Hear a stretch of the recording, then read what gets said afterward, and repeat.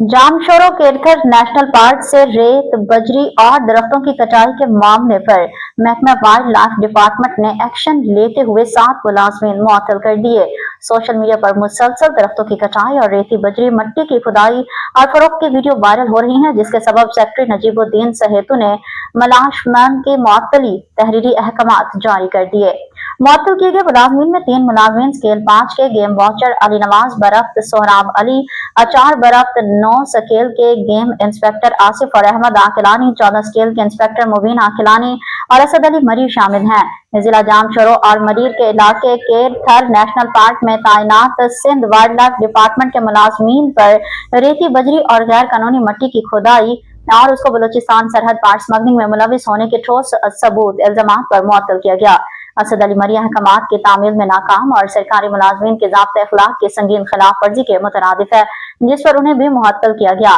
Wild life अमला मुकर्रर होते हुए कोई इकदाम न करने पर कार्रवाई अमल में लाई गई, जबकि मुअत्तल होने वाले मुलाजमीन ने लगाए गए इल्जामात को मुस्तरद कर दिया।